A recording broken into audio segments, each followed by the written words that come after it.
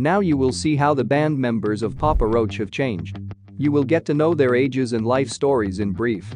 I will show you how all the musicians of this alternative metal band looked in their youth and early career and how they look now in 2023. Enjoy watching.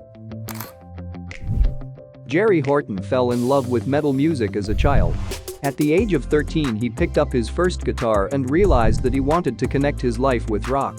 In 1993, Jerry's friend introduced him to the members of Papa Roach, a band that was unknown at the time. He joined the band as a guitarist and recorded with them their debut EP Potatoes for Christmas and demo cassette Caca Bonita. In '97, Papa Roach presented their first album Old Friends from Young Years, created with a budget of $700, which was allocated by the bassist's father. The guys recorded a few more independent works until they were noticed by major labels. Having signed a contract with DreamWorks, in 2000 the band released the album Infest. The single Last Resort was the big hit of the year, reaching #1 on the Billboard Modern Rock chart. Infest went triple platinum and is now Papa Roach's best-selling album. Kerrang! Magazine listed the work as one of the greatest new metal albums of all time. Subscribe to the channel so you don't miss my exciting new videos on how rock stars changed. Let's move on. Tobin Esperance is considered by many famous musicians to be one of the most talented bass players. Tobin was 6 years old when his parents divorced. A few years later, his father gave him a bass guitar, which he learned to play on his own. Esperance was a laborer in a warehouse for some time. At the age of 17, he joined Papa Roach and participated in all of the band's full-length releases. In 2002, they premiered their third album Love Hate Tragedy, which reached #2 on the Billboard 200 chart. The release sold 136,000 copies in its first week, but it did not repeat the success of Infest. On their next record, Getting Away with Murder, the band decided to move away from rap metal and towards alternative rock. Many people didn't like the band's move to a softer sound, but the release was still a commercial success. All of the music on the two albums was written by Tobin.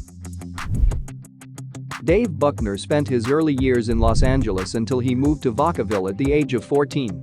Dave was the originator of the formation of Papa Roach, which was created by high school friends. Their first public performance was at a school talent contest where the boys played a Jimi Hendrix song called Fire. Although they didn't win, the guys decided that the band should be developed further.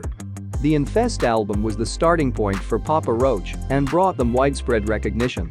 The Palermo Sessions was released in 2006 and reached #16 on the Billboard 200 chart. The work was named after the Palermo mansion, where it was recorded. Buckner contributed lyrics to 4 songs, including the single Forever, which reached the Hot 100. The Palermo Sessions was the 5th and last album to feature Dave's drumming. In 2007, he left the band of his own volition to enter alcohol rehabilitation and to pursue a personal life. Tony Palermo started his career as a drummer in the punk band 10 Foot Pole. In 2000, he joined Pulley and 4 years later Unwritten Law. Tony was in both bands simultaneously until 2008, when he was invited to join Papa Roach. Initially, he only played live, but later became a full member of the band. Metamorphosis was the first album in which Palermo participated. The release did well on the US and Canadian charts. Jacoby Shaddix's vocals and recitative will be recognized by many rock music fans. As a child, he played clarinet in the school orchestra. At the age of 17, Jacoby co-founded Papa Roach, named after his grandfather Howard Roach. During that period, Jay worked as a dishwasher and hospital security guard to pay for housing. The band's first tour van was called Moby Dick, and Shaddix took the nickname Kobe Dick in honor of it.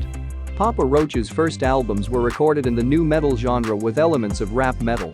From the 4th album, the band veered towards hard rock, but in subsequent releases they periodically returned to their roots. On their 7th studio recording, The Connection, the band embraced all elements of their sound from their nearly 20 years of existence. The 2015 release Fear, which stands for Face Everything and Rise, was warmly received by listeners and had good sales.